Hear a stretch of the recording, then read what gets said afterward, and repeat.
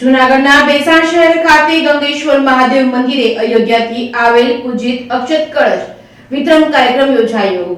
જૂનાગઢ જિલ્લાના બેસાણ ગામે ચણકા પ્લોટ વિસ્તારમાં આવેલ ગંગેશ્વર મહાદેવ મંદિરે શ્રી રામ મંદિરના પ્રાણ પ્રતિષ્ઠા મહોત્સવની ઉજવણી માટે અક્ષત કુંભનું પૂજન કરી વિતરણ કરવામાં આવ્યું। તો અયોધ્યામાં ભગવાન શ્રી રામની જન્મભૂમિ પર નવનિર્મિત શ્રી રામ મંદિરના પ્રાણ પ્રતિષ્ઠા મહોત્સવને અનુસંધાને સમગ્ર ભેસાણ જય જય શ્રી રામના નારા સાથે ગુંજી ઉઠ્યું હતું। ભેસાણ શહેરમાં બપોરે 2 કલાકે પરબ ચોકડીથી ગંગેશ્વર મહાદેવ મંદિર સુધી ભગવાન શ્રી રામ ભગવાનની ભવ્ય શોભાયાત્રા નીકળી હતી। આ શોભાયાત્રામાં ભેસાણ શહેરના મુખ્ય રાજમાર્ગો શ્રી રામના નારા સાથે ભેસાણ શહેર ગુંજી ઉઠ્યું હતું।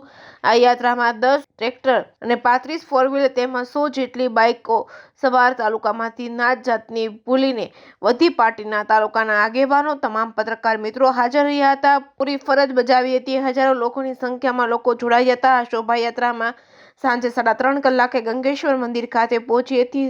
આ કાર્યક્રમમાં સાધુ સંતોએ હાજરી આપી હતી। મેંદડા ખાખી મઢીના સુખરામદાસજી મહારાજ તેમજ બરવાળાના જટાબાપુ હાજર રહ્યા હતા। ભેસાણના ચુડાથી કાર સેવકો પણ ઉપસ્થિત રહ્યા હતા। તેમના ચુડાથી પધારેલા કાર સેવક સુરેશભાઈ ધાદલ, નાગજીભાઈ કોરાટ, વજુભાઈ બુધ જેઓએ 1990 અને 1992માં કાર સેવા કરી હતી, અયોધ્યા સુધી પહોંચ્યા હતા અને આ વાતની યાદ કરવામાં આવી હતી। પધારેલા તમામ કાર સેવકોનું પૂજન સુખરામ બાપુ અને જટાબાપુ દ્વારા સાલ ઓઢાડી સન્માન કરવામાં આવ્યું હતું। વધુ વાત કરતા સુખરામ બાપુએ જણાવ્યું હતું કે કેટલાક કાર સેવકોએ પોતાના જીવ ગુમાવ્યા છે, કેટલીક કાનૂની લડાઈઓ લડવામાં આવી હતી, ત્યારે કેટલા વર્ષો પછી આ અવસર આવ્યો છે। દરેક હિન્દુ સમાજના લોકોએ આવતી 22 જાન્યુઆરીએ રામલલા મંદિરમાં બિરાજમાન થાય ત્યારે આપણા દેશમાં રહેતા તમામ તેમજ વિદેશમાં રહેતા તમામ હિન્દુઓ સનાતનીઓને ઉત્સવ ઉજવવા જઈ રહ્યો છે, ત્યારે બસ એક જ લક્ષ્ય હોવો જોઈએ કે આવતી 22 જાન્યુઆરીએ અમારું ગામ અયોધ્યા ધામ બને અને છેલ્લા ઘણા દિવસોથી આ ઉત્સવની તૈયારીઓ થઈ રહી છે, ત્યારે દરેક તાલુકા અને ગામના શ્રી રામ ભક્તોને બિરદાવ્યા હતા। Reporting by Pankaj Vegda, Bhesan. જય શ્રી રામ। હું મહંત સુખરામદાસજી બાપુ ખાખી મઢી રામજી મંદિર મેંદડા। આજ રોજ જે અમારા ભેસાણ તાલુકાની અંદર અમારા ગામના બધા આગેવાનોએ જેવી રીતે અમારા અમિતભાઈ વેગડા એમની સાથી મિત્રોની ટીમ છે, એ ટીમ અક્ષત જે અયોધ્યાથી અક્ષત આવેલા છે એમના 52 કુંભ બનાવવામાં આવ્યા છે।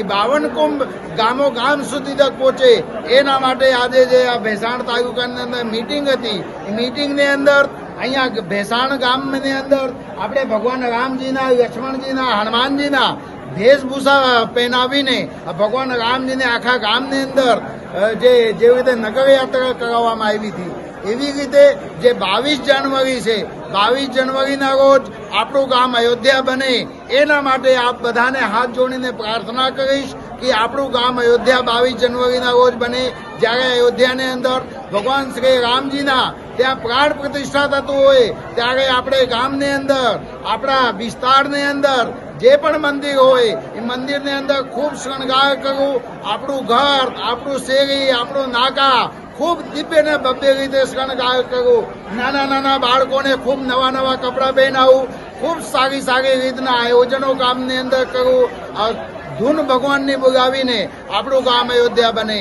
એના માટે 22 જાન્યુઆરી માટે અમારા ભેસાણ તાલુકાની અંદરના જે અમારા અમિતભાઈ બેગડા છે, પૂજ્ય બાપુ છે અને અમારા ગામના જે ભેસાણ તાલુકાના જે ગામ છે એ ગામના બધા વડીલો અને યુવાનો ને હાથ જોડીને વિનંતી કે તે દિવસ આપણું ગામ અયોધ્યા બને એના માટે આપ સૌ પ્રયાસ કરો।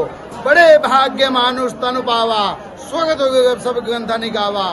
આ રામાયણની અંદર ચોપાઈને સાર્થક કરતા આપ બધાએ જે મનુષ્ય અવતાર પ્રાપ્ત કર્યા છો એ મનુષ્ય અવતાર આપ બધાના સાર્થક થાય એના માટેના પ્રયાસ કરજો અને ભગવાન શ્રી રામજીની ઉપાસના કરીને આપણું જીવન દિવ્ય ને ભવ્ય બનાવજો। અસ્તુ। જય શ્રી રામ, જય હિન્દ, જય ભારત।